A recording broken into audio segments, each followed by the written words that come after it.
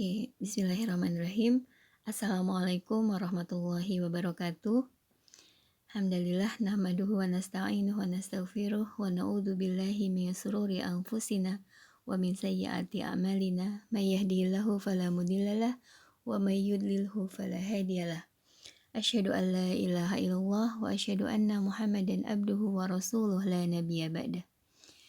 Baik, alhamdulillahirabbil alamin. Pada kesempatan ini saya akan mencoba share terkait bagaimana perspektif Islam gitu ya, bagaimana Islam melihat kondisi atau kejadian wabah.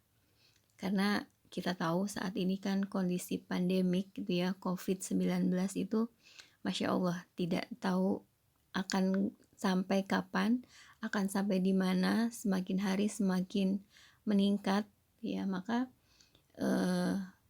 penting kiranya kita bisa melihat nih bagaimana Islam memandang wabah itu sendiri.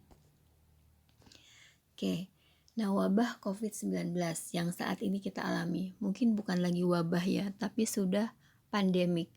Dia memang sudah menyebar ke seluruh negara, merupakan penyakit yang baru ya, maka itu dinamakan pandemik. Nah, wabah COVID-19 ini adalah salah satu musibah yang harus kita yakini itu merupakan ujian dari Allah gitu ya, cobaan dari Allah yang atas dasar sifat Ar-Rahman dan Ar-Rahimnya Allah, sehingga umat Islam itu harus menghadapinya dengan sabar, tawakal, dan ikhtiar tentu saja. Nah, ketika ada pasien COVID-19 yang meninggal dunia, tetapi dalam catatan ya, meninggal dunia, tetapi sebelumnya telah berikhtiar. Misalnya dia sudah mencoba untuk melakukan pencegahan, sudah mengikuti protokol kesehatan, tetapi qadarullah masih terkena gitu ya. Dan kemudian setelah terkena, setelah terkonfirmasi positif, nah pasien ini mencari pengobatan terbaik, berusaha berikhtiar dengan yang terbaik. Namun qadarullah akhirnya meninggal juga seperti itu. Nah, itu pahalanya sama dengan orang yang mati syahid. Yang kita tahu pahala orang yang mati syahid itu tentu saja adalah surga, gitu ya. Nah, kemudian usaha aktif yang kita lakukan gitu ya untuk mencegah penularan COVID itu juga adalah bentuk ibadah yang bernilai jihad gitu. Jadi ini adalah jihad kita, apalagi kita sebagai tenaga kesehatan ya, yang betul-betul tahu permasalahannya, kemudian kita tahu bagaimana pencegahannya, kita tahu bagaimana pengobatannya. Maka yang kita lakukan itu adalah ibadah, dan ibadah itu Masya Allah bernilai jihad gitu ya. Dan sebaliknya nih, ketika ada orang yang sengaja gitu ya, tindakannya sengaja menularkan atau sengaja tidak mengikuti protokol kesehatan, maka itu merupakan tindakan yang zolim. Zolimnya bisa buat dirinya sendiri, bisa untuk keluarganya, zolim untuk masyarakat sekitarnya, seperti itu. Nah, saya mengutip dari hadis dari Siti Aisyah radhiyallahu anha, beliau berkata, aku bertanya kepada Rasulullah SAW perihal taun. Taun itu wabah. Lalu Rasulullah memberitahukanku, dahulu gitu ya, catat itu, dahulu taun itu adalah azab yang Allah kirimkan kepada siapa saja yang Dia kehendaki. Tetapi Allah menjadikannya sebagai rahmat bagi orang yang beriman. Maka tiada seorang pun yang tertimpa taun, kemudian ia menahan diri di rumah dengan sabar, serta mengharapkan ridhonya, seraya menyadari bahwa taun itu tidak akan menimpanya selain telah menjadi ketentuan Allah untuknya. Niscaya ia akan memperoleh ganjaran seperti pahala orang yang mati syahid. Ya. Nah, kemudian kalau kita melihat wabah nih, jadi wabah sesuai dengan hadis yang tadi menyatakan kalimat dahulu taun adalah azab dari Allah gitu ya, azab yang Allah turunkan. Nah, ini menunjukkan bahwa wabah penyakit yang terjadi pada zaman Rasulullah itu bukanlah azab, Tetapi itu dahulu Allah menurunkan taun itu sebagai azab. Tetapi pada zamannya Rasulullah sampai saat ini, taun itu sebagai ujian atau cobaan yang Allah timpakan kepada orang-orang yang Dia kehendaki. Nah, kemudian apa nih yang harus kita lakukan? Tentu saja yang harus kita lakukan adalah berikhtiar. Bahwa ikhtiar untuk mengatasi taun ini, mencegah adanya taun ini, itu hukumnya wajib. Nah, kita lihat dari hadis gitu ya, yang diriwayatkan oleh Al-Bukhari mengatakan bahwa tidak ada seorang pun dari kalian kecuali tempat duduknya dari surga dan dari neraka. Itu telah ditulis. Jadi Rasulullah mengatakan kita itu sebenarnya udah ditulis nih, jatah kita surga atau jatah kita neraka gitu ya. Nah, maka para sahabat kan bertanya, maka kami pun bertanya nih sama Rasulullah, wahai Rasulullah, bagaimana bila kita sebaiknya hanya bertawakal saja? Nah, beliau menjawab, tidak, tetapi beramalah kalian, sebab setiap orang akan dimudahkan. Nah, maka Rasulullah membacakan nih ayat. Ini diambil dari surat Al-Lail, ayat kelima. Jadi, fa'amma man a'ta wattaqa, maka barang siapa memberikan hartanya di jalan Allah dan bertakwa, wasaddaqa bil husna gitu ya, dan membenarkan adanya pahala terbaik, fasanuyassiruhu lil yusra, maka akan kami mudahkan baginya jalan menuju kebahagiaan, kemudahan atau jalan menuju surga. Sampai beliau membaca sampai dengan ayat ke fasanuyassiruhu lil usra. Apa sih sebelumnya, sebelum fasanuyassiruhu lil usra itu? Setelah mengatakan fasanuyassiruhu lil yusra, kemudian wa amma man bakhila wastaghna, dan adapun orang yang kikir dan merasa dirinya cukup gitu ya, tidak butuh pertolongan Allah, maka wa kadzdzaba bil husna, dan dia pun mendustakan pahala yang terbaik. Dia nggak yakin tuh ada pahala yang terbaik, ada pahala surga. Maka fasanuyassiruhu lil usra, ya, maka akan kami mudahkan baginya jalan menuju kesengsaraan. Jadi ada dua sisi nih, fasanuyassiruhu lil yusra dan fasanuyassiruhu lil usra. Nah, ini kita memilih. Walaupun itu sudah ditakdirkan, tetapi kita harus berusaha, bertawakal gitu kepada Allah. Nah, itu yang menunjukkan bahwa ikhtiar itu adalah wajib bagi seorang yang muslim. Oke. Kemudian bagaimana nih tuntunan Rasulullah saat adanya wabah?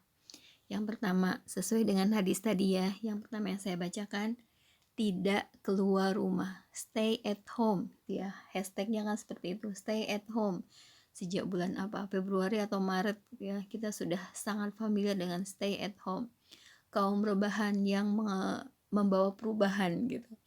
Nah, dari hadis yang pertama tadi, kalimat kemudian ia menahan diri di rumah, nah itu adalah sunnah yang ternyata sudah dicontohkan berabad-abad yang lalu gitu ya oleh Rasulullah ketika merebak wabah penyakit.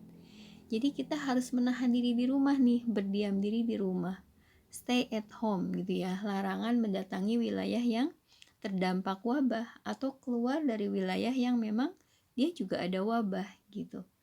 Jadi stay at home-nya kita sekarang, hashtagnya yang mungkin dikeluarkan oleh orang barat sana, itu sudah merupakan tuntunan dari Rasulullah SAW.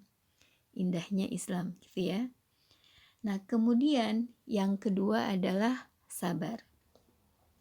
Nah, kalau terkait sabar, dari hadis tadi dikatakan bahwa kalimat dengan sabar serta mengharapkan ridhonya, itu juga sunnah dari Rasulullah gitu. Bagaimana saat ini kita sudah melihat banyak sekali masyarakat yang sudah tidak sabar gitu ya, disuruh stay at home cuma kuat sebulan 2 bulan, setelah itu berkeliaran lagi ke mall dan lain sebagainya gitu.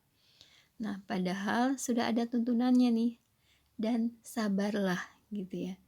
Jadi Sabar dalam arti kita harus menahan diri untuk tidak keluar dari wilayah yang terkena wabah sampai berakhir masa pandemik semata-mata untuk mengharapkan ridha Allah gitu. Dan kita meyakini nih bahwa wabah ini adalah takdir dari Allah tanpa mengeluh dan berputus asa. Nah, jadi sebenarnya sabar itu pun tidak dimaknai secara total ya, kepasrahan secara total. Misalnya udah deh, pasrah aja gitu. Nah, tidak seperti itu. Sabar harus dibarengi dengan usaha lahiriah maupun batiniah. Jadi secara maksimal nih kita harus mencegah penyebaran dan dampak buruk dari virus itu sendiri. Misalnya contohnya sering berwudu. Nah, sering berwudu ini kita saja sholat gitu ya, 5 waktu berwudu 5 kali gitu ya, dan itu kan sudah cuci tangan rutin 5 kali. Jadi bagaimana kebersihan seorang muslim itu terjaga.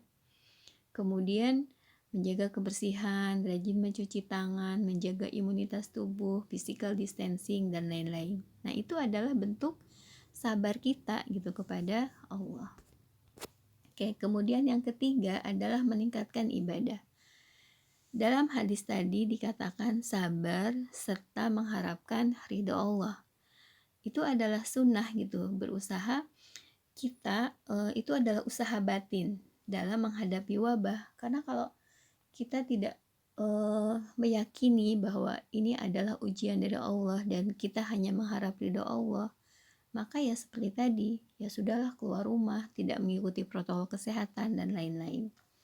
Jadi selama masa karantina nih biasanya kan waktunya lebih banyak dibandingkan dengan offline. Kalau harus ke kantor kan perjalanan, harus ke kampus perjalanan aja setengah jam. Ini tidak harus perjalanan, kita punya waktu setengah jam nih sebelum kuliah online misalnya.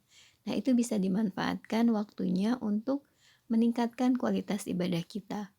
Hafalannya ditingkatkan, ngajinya ditambah gitu ya. Jadi kita selalu berdoa nih kepada Allah agar pandemik ini juga segera berakhir.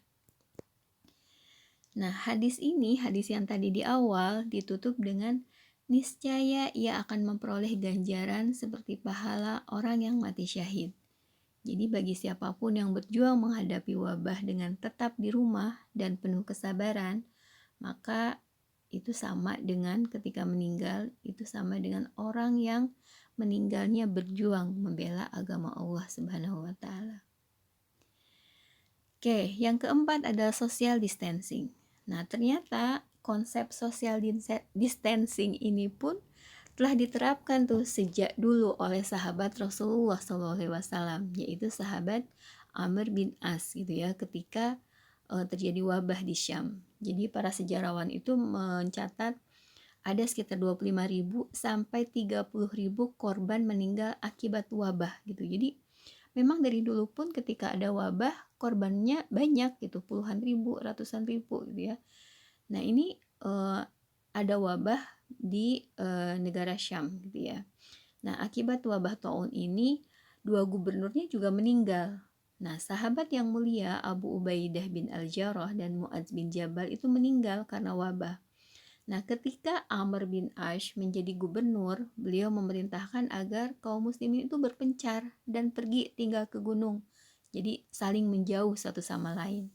Nah, itu adalah konsep social distancing gitu, sama dengan apa yang kita lakukan saat ini. Nah, kemudian yang kelima nih, konsep lockdown, karantina wilayah.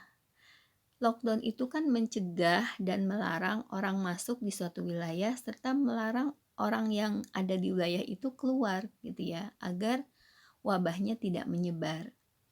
Nah, ini ada hadis yang mungkin sering kita dengar ya dari muttafaqun alaih Bukhari Muslim. Apabila kalian mendengar wabah taun melanda suatu negeri, maka janganlah kalian memasukinya. Jadi ketika kita tahu ada wabah nih di Wuhan, Cina, malah kita jalan-jalan ke sana gitu ya. Gak boleh gitu. Itu udah ada hadisnya tuh, bahwa janganlah kalian memasukinya. Nah, apabila penyakit itu melanda suatu negeri sedang kalian ada di dalamnya gitu. Jadi kalau misalnya wabahnya di Indonesia itu, kemudian ya udahlah saya kan nggak terkena gitu ya, di swab juga saya negatif, maka ya udahlah saya pergi aja ke negara mana gitu. Nah, itu tidak diperbolehkan kalau sesuai dengan tuntunan dari Rasulullah SAW. Oke. Kemudian yang keenam, itu tidak bersentuhan atau berjabat tangan. Tentu saja kalau perempuan muslim dan laki-laki non muslim itu kan memang tidak diperbolehkan ya kalau non muhrim gitu ya. Maksudnya perempuan muslim dan laki-laki muslim itu tidak diperbolehkan untuk berjabat tangan atau bersentuhan. Nah, wabah ini kan menularnya dengan salah satunya adalah sentuhan, jabat tangan gitu ya dengan orang lain, close contact gitu ya. Nah, para ahli kesehatan memberikan himbauan akan hal ini, dan kembali gitu ya, ajaran Islam itu Masya Allah itu sudah diajarkan oleh Rasulullah SAW. Jadi ketika ada baiat nih, membaiat, nah pada saat baiat itu ada orang yang terkena penyakit lepra dan Rasulullah tidak bersalaman dengan orang tersebut. Bayangkan kalau Rasulullah bersalaman, berapa ribu orang yang saat itu dibaiat akan terkena penyakit yang sama gitu. Dan itu diajarkan dengan sangat indah oleh Rasulullah. Nah, sekarang kita akan membahas bagaimana sikap muslim menghadapi wabah gitu ya. Yang pertama, tawakal kepada Allah. Yang kedua, menjaga aturan Allah. Yang ketiga, ingatlah keadaan seorang mukmin itu kan antara bersyukur dan bersabar. Hanya dua itu. Yang keempat, lakukan ikhtiar dan sebab. Yang kelima, perkuat diri dengan zikir. Yang keenam, jangan percaya berita hoax gitu ya. Dan yang ketujuh, bersabar. Oke, kita bahas satu-satu. Nah, tawakal kepada Allah. Nah, kita kan sebagai muslim itu harus pasrah gitu ya, tawakal kepada Allah, karena segala sesuatu itu kan atas kuasa Allah gitu dan sudah menjadi takdirnya. Dan di surat At-Taghabun Allah berfirman, tidak ada satu musibah pun yang menimpa seseorang itu kecuali dengan izin Allah. Dan barang siapa yang beriman kepada Allah, niscaya dia akan memberi petunjuk kepada hatinya. Dan Allah Maha mengetahui segala sesuatu. Artinya apa? Artinya kita harus mencari hikmah nih di balik semua kejadian. Kenapa ya ada pandemik seperti ini? Oh, ternyata sekarang orang yang tadinya gaptek menjadi high tech gitu ya. Tadinya pembelajaran kita offline semua, sekarang semuanya berlomba-lomba gitu ya, menggunakan Zoom, menggunakan lain sebagainya gitu. Hikmahnya itu kan sangat banyak sekali. Nah, itu yang harus kita pelajari. Jadi Allah itu semuanya itu atas izin Allah gitu, dan dikatakan di sini niscaya dia akan memberikan petunjuk kepada hatinya, memberikan hikmah kepada hati kita gitu ya. Oke, kemudian yang kedua itu adalah menjaga aturan Allah. Sikap kita menghadapi COVID ini menjaga aturan Allah. Artinya ingatlah, kalau kita menjaga aturan Allah, maka Allah pun akan menjaga kita. Nah, Rasulullah bersabda bahwa jagalah Allah, niscaya Allah akan menjagamu. Seperti itu ya. Oke, kemudian yang ketiga, ingatlah keadaan seorang muslim itu antara dua kondisi saja, bersyukur dan bersabar.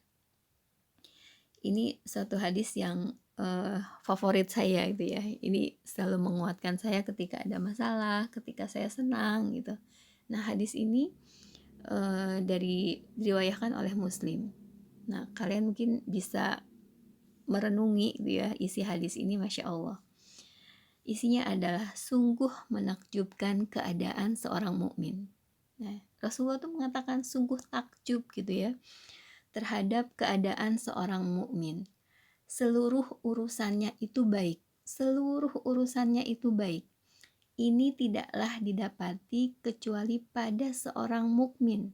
Mukmin ya, orang yang beriman, orang yang meyakini. Di sini tidak dikatakan muslim, bukan hanya orang Islam, tetapi yang beriman.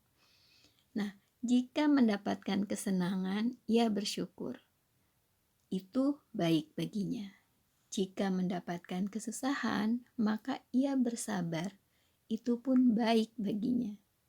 Jadi Rasulullah mengatakan takjub deh dengan urusannya orang mukmin gitu ya, bahwa seluruh urusannya itu baik, tidak ada yang tidak baik. Yang terpenting adalah di antara dua kondisi itu. Kalau kita mendapat kesenangan, bersyukur. Kalau kita mendapat kesulitan atau kesusahan, maka kita bersabar. Dan Allah mengatakan itu baik gitu. Itu baik bagi kita. Oke, kemudian lakukan ikhtiar dan sebab gitu. Ikhtiar dan sebab itu artinya sebab mencari apa sih yang membuat kondisi pandemik ini, dan kita berikhtiar untuk mencari solusi terkait itu. Jadi lakukanlah sebab dan lakukan berbagai upaya untuk mengobati penyakit. Nah, di sini ada salah satu hadis gitu ya. Jadi ini salah satu hadis yang bisa kita lakukan atau kita gunakan untuk pencegahan di masa COVID. Barang siapa di pagi hari memakan 7 butir kurma ajwa, maka ia tidak akan terkena racun dan sihir pada hari itu. Jadi ketika kita makan kurma gitu ya, kalau di sini memang disebutkan kurmanya ajwa gitu ya, kurmanya Nabi, 7 butir kurma Nabi, maka itu kita tidak akan terkena racun dan sihir pada hari itu. Itu adalah salah satu ikhtiar kita agar menjaga kita tidak terkena dengan wabah atau taun.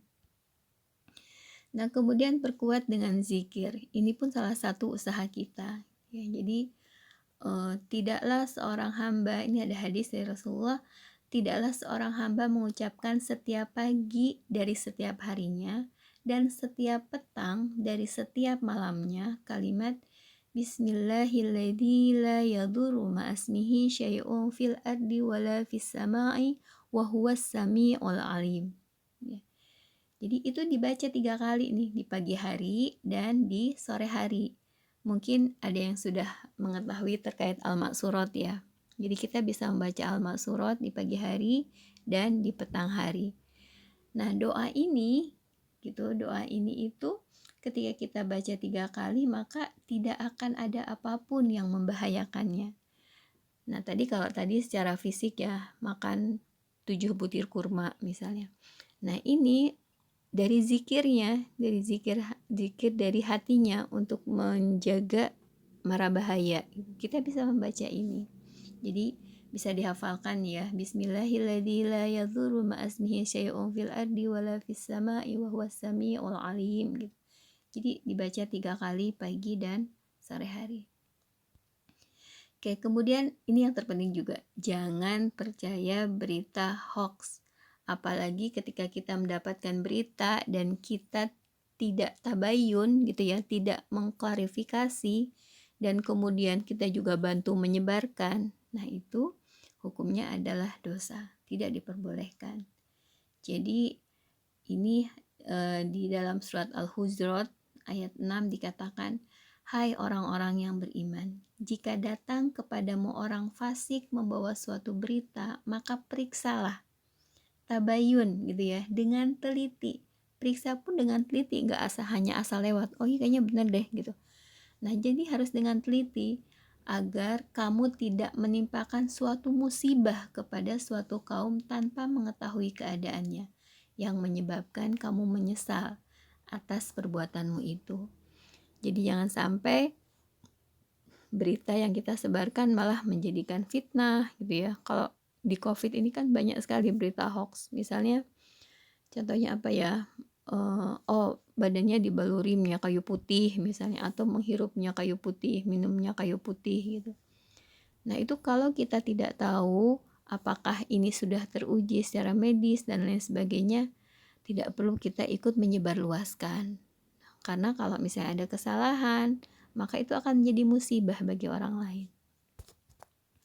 Oke, kemudian bersabar. Tentu saja tadi sudah jelaskan dengan panjang lebar ya, bersabar. Jadi di surat Al-Baqarah ayat 155 sampai 157 Allah berfirman, dan sungguh akan kami berikan cobaan kepadamu dengan sedikit ketakutan, kelaparan, kekurangan harta, jiwa dan buah-buahan. Ingat, garis bawahi, hanya sedikit gitu ya. Allah mengatakan itu hanya sedikit ujian dan cobaan buat kamu itu. Nah, dan berikanlah berita gembira kepada orang-orang yang sabar. Jadi ketika kita dikasih ujian, kita dikasih cobaan, dan kita bersabar, maka Allah mengatakan, berikanlah berita gembira nih pada orang yang sabar. Yang sabar itu yang seperti apa? Mereka mengucapkan innalillahi wa inna ilaihi roji'un apabila ditimpa sebuah musibah gitu ya. Jadi mereka itulah yang mendapatkan keberkahan yang sempurna dan rahmat dari Tuhan mereka, dan mereka itulah orang-orang yang mendapatkan petunjuk. Oke. Sekarang karena kita tenaga kesehatan gitu ya, kita harus mengkorelasikan apa nih yang bisa kita lakukan. Tuntunan ibadahnya seperti apa sih? Karena sesuai dengan visi misinya PSIK ya. Jadi bagaimana menerapkan konsep Islam juga gitu, Islami, memberikan asuhan keperawatan yang Islami, sehingga kita harus tahu tuntunan ibadah dalam kondisi darurat COVID-19. Oke. Upaya pengobatan tentu saja ini adalah bentuk ikhtiar yang wajib kita lakukan ya, dan para ahli menyatakan bahwa pemerintah juga wajib menyelenggarakan upaya tersebut sekaligus menyediakan segala keperluan yang berkaitan dengannya. Nah, dalam rangka menghindari COVID ini, itu kan ada protokol kesehatan gitu ya, termasuk melakukan at-taba'ud al-istimai atau social distancing gitu, maupun stay at home. Nah, ini dengan tetap memperhatikan tentu saja produktivitas kerjanya. Jadi kalau misalnya dosen tadinya offline, kemudian sekarang online, seperti itu. Nah, dalam online pun ya tetap produktivitasnya tinggi, kualitasnya juga lebih bagus. Nah, sekarang tuntunan ibadah dalam kondisi darurat gitu ya. Nah, sholat 5 waktu dalam kondisi apapun kita tahu itu adalah amalan yang akan pertama kali dihisab, sehingga sholat itu wajib dilakukan dalam kondisi apapun. Tidak bisa berdiri duduk, tidak bisa duduk berbaring, tidak bisa berbaring dengan kedipan mata, gitu kan, seperti itu ya. Nah, jadi ini wajib dilakukan. Nah, bagaimana kalau misalnya kondisi COVID-19 ini gitu, kita tidak bisa sholat di masjid untuk laki-laki itu ya, yang wajib sholat di masjid. Nah, sholat 5 waktu itu dilaksanakan di rumah masing-masing. Jadi tidak dilaksanakan di masjid atau musola gitu, karena social distancing. Nah, adapun orang yang karena profesinya dituntut untuk bekerja di luar rumah, ya maka boleh pelaksanaan sholatnya mungkin di masjid gitu ya, atau di tempat di kantornya yang ruangan yang luas untuk sholat, tetapi tetap memperhatikan protokol kesehatan. Kemudian apabila keadaan amat menuntut karena tugasnya mengharuskan bekerja terus-menerus, misalnya seperti tenaga kesehatan yang memakai hazmat gitu ya, APD level 1 lah gitu, yang memang tidak bisa dibuka sampai tugasnya kalau tidak salah 4 jam sampai 6 jam gitu. Nah, itu boleh menjamak sholatnya gitu ya. Kalau misalnya dia tugasnya dari jam 8 misalnya, atau membentur waktu sholat zuhur, maka dia boleh menjamak ke asar. Atau misalnya asarnya kayaknya nggak akan kecapai nih gitu, maka dia bisa menariknya ke zuhur gitu. Jadi boleh menjamak.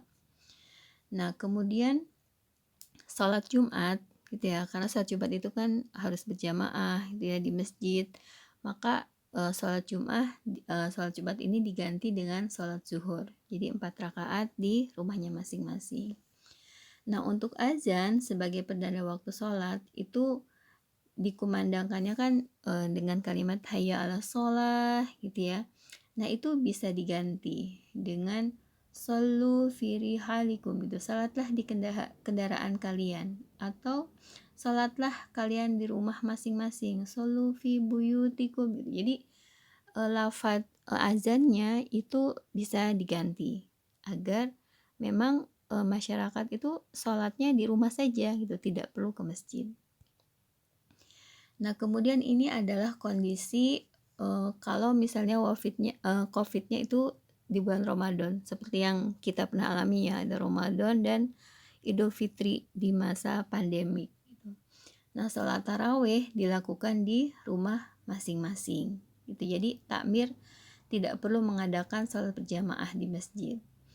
Nah, kemudian puasa Ramadan juga tetap dilakukan, kecuali mungkin bagi orang yang sakit, bagi memang yang tidak kuat, imunitasnya rendah gitu, boleh untuk tidak berpuasa. Tetapi dia harus mengganti di hari yang berikutnya ketika kondisinya sudah membaik. Nah, kemudian untuk menjaga kekebalan tubuh, puasa Ramadan ini dapat ditinggalkan oleh tenaga kesehatan yang sedang bertugas. Dan dia harus mengganti sesuai dengan tuntunan syariat. Jadi kalau misalnya, wah saya bertugas nih 2 shift misalnya pada saat pandemi COVID ini, kayaknya kekebalan tubuhnya sedang rendah. Nah itu boleh tidak berpuasa, tapi tetap dia harus menggantikan di hari yang lain. Kemudian sholat Idul Fitri pun dilaksanakan di rumah masing-masing. Nah, kemudian untuk perawatan jenazah, jadi untuk perawatan jenazah pasien COVID ini dilakukan sesuai dengan protokol kesehatan. Ya, kita sudah banyak melihat banyak sekali di YouTube itu video-video bagaimana melakukan ritual protokol kesehatan untuk pasien COVID. Nah, apabila dipandang darurat gitu ya dan mendesak, maka jenazah ini boleh dapat dimakamkan tanpa dimandikan dan dikafani. Jadi boleh langsung dimakamkan. Kemudian penyelenggaraan sholat jenazah pun tidak dilakukan di masjid, tidak dilakukan bersama-sama, tetapi sholat gaib di rumah masing-masing. Jadi biarkan saja petugas kesehatan yang akan menyelesaikan proses pemakaman dan lain-lain. Oke, jadi itu yang bisa saya sampaikan. Semoga bermanfaat dan menjadikan dasar-dasar bagi kita, minimal kita mengikuti protokol kesehatan yang sudah diatur oleh pemerintah itu ya, atau diatur di institusinya masing-masing. Itu bukan hanya untuk kita sendiri, tapi juga untuk orang lain. Mungkin itu saya tutup. Billahi taufiq wal hidayah. Assalamualaikum warahmatullahi wabarakatuh.